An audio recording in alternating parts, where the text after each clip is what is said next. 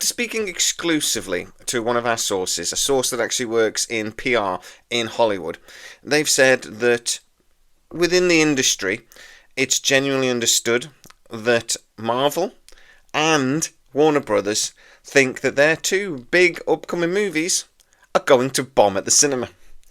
Welcome to the Tachyon Pulse podcast. Our Tachyon pulse has been unable to completely penetrate the anomaly.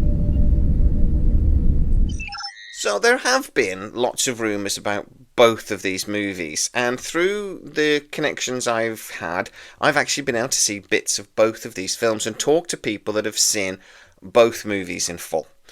And what I'm being told is both of these films are okay. They're pretty good.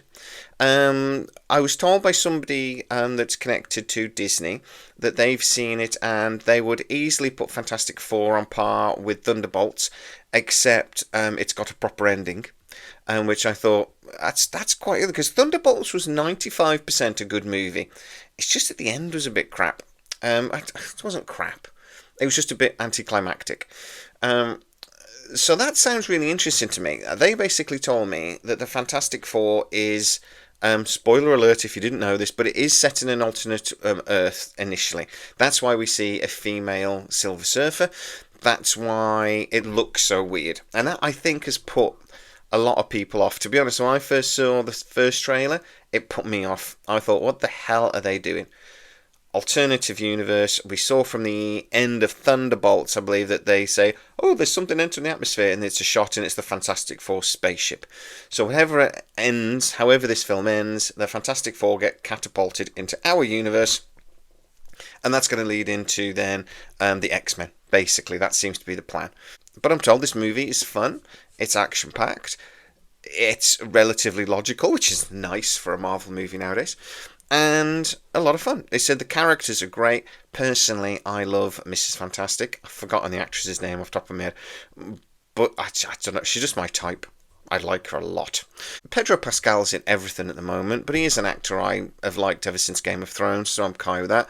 I don't like the look of the Thing. I think he looks weird. He is more comic book accurate, which I will give them. But he looks a bit weird. So, I don't know about that. And the lad playing Johnny, I'm not so sure about that. But let's see about the film. And as I said, the people that I know that have seen it are giving it 2 thumbs up. They've said it's pretty good. So why are Marvel convinced it's going to bomb? Well, it's based on preconceptions. They have done a couple of PR-related sort of questionnaires and things, and the fans are not massively excited about this movie. There is some negativity online, social media, about things like the female Silver Surfer and things like that already. And basically, Marvel have spent so much money on this, it has to make like 500 or 600 million just to break even at the cinema. And they're not convinced it's going to do it. And to be honest, Warner Brothers are even more trouble when it comes to that, but I'll come to that in a sec. The only thing, though, with Marvel is that they know they will put this film behind a paywall on Disney Plus for a few weeks, and they will make money on that, and then they will put it on Disney Plus almost immediately, and it will get really good hours. So they're not actually worried about the movie overall. They're worried that it's not going to have the cinematic impact they would like. They would love this to make $1 billion. They don't think it will. Now that does reflect partly on how Marvel movies have gone recently. It does reflect on how people feel about Disney and Marvel more recently. I don't know if you've noticed, but Disney's not a very popular company. They just aren't. And it does reflect on basically how well the cinema does. It does seem that anything sort of like kid-related, cartoons, Lilo and Stitch, for example, do well at the cinema. So it feels like these things, they do well at the cinema when parents have to take their kids along. But if parents are just going on their own, they can't be bothered. And you know, a really good point on this. The Accountant 2. I spent 40 quid going to the cinema to watch it what felt like a few weeks ago. It wasn't that long ago. And I just noticed today, it's on Amazon already. For free. Not even to rent. It's just on Amazon Prime. Now the film wasn't as good as the first one, I grant you. But for the love of God, how the hell is it on Prime already? I just don't get it. Now, Superman.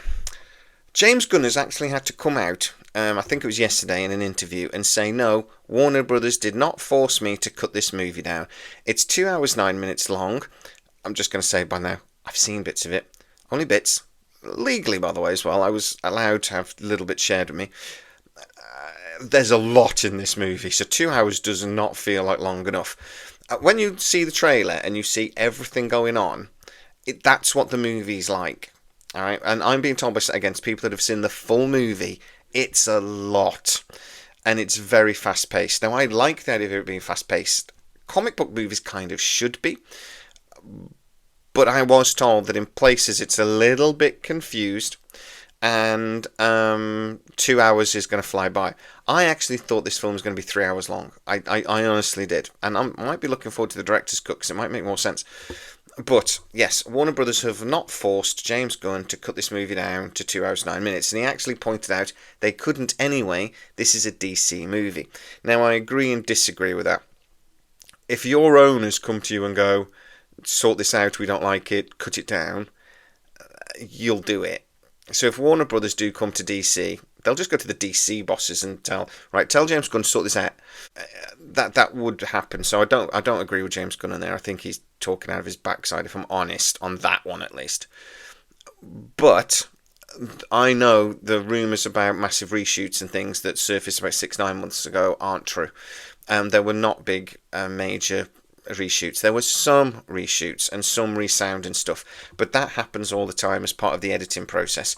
A big movie like this goes through the editing process, and the director will sort of go, we didn't get an angle I liked on that, or sometimes it's just like there'll be a noise or something that they didn't realise was there, or something's not quite up to the quality they're hoping, and it might be just as simple as the words don't sound right. It's something isn't flowing right. Oh, I've got an idea, let's do that. So reshoots are normal, but they're relatively minor usually, either because of technical issues or because somebody will suddenly think, oh, we could have done that a bit better. And if you've got the budget, you can do it. So I'm absolutely certain there were minor reshoots on this, but there were not the massive reshoots following screenings to, small groups that were rumoured. So I'm actually being told Superman's any good by people that have seen it. I'm told, yeah, it is actually quite good. I'm told the humour in places is a bit much. They've said, right, basically the robots thing that we've seen in the trailer, that runs through the movie a little bit. And what I was basically told was, and again, this isn't really any major spoilers, but it's more of a tone about the movie. What I'm basically told is that you're supposed to really like the robots, so that when a couple of them are killed later in the movie, which, again, we've seen in the trailer, so that's not a major spoiler, you're supposed to feel it and you're supposed to have an emotional response. The couple of people that I've seen, that I have spoken to have seen it, say they're quite irritating. You're actually quite glad they die. So I'm not quite sure that's what James Gunn was going for. I've asked about sort of all the characters and everything. Everyone says Nathan Fillion's character is brilliant. There's a couple of other characters in there. The one thing is, it's apparently Lex Luthor in this is stunning. They said he's absolutely brilliant. But again, Warner Brothers are expecting this to bomb. And they've got a little bit of a problem because internationally, they don't really have a streaming service like Disney do with Disney Plus to put this on, to make money on the back end. So they really need to make money at the cinema. And they need to make, wait for this, $700 million to break even. $700 million. Now, I would say, pre-COVID, this film would make that hands down, no bother at all. A big Hollywood Superman movie, new Superman, this will probably push $1 billion even if it's not a great film. Now, it ain't gonna. It just ain't. And even with merch, which isn't as good as it used to be, I don't see that this film is going to make enough money to pay off its costs, to do the costs. I don't see how it's going to make it on the back end as well either, even though I'm sure it will go on things like Sky Cinema in the UK and it'll go on Max Cinema or whatever in the US and internationally. They're going to struggle. And that's a major problem because this is James Gunn's first really big project they've started from the beginning, they've been involved with the whole time. I would say this is their hook that they're going to hang everything else on. And if it doesn't do very well, Warner Brothers are in trouble. as a company, they're already in fair bit of trouble because they're massively in debt. But yeah, this is going to be a problem. But guys, get into the comments and tell me what you think. Both of these films, I'm being told, are pretty good. But both companies think they're going to bomb at the cinema.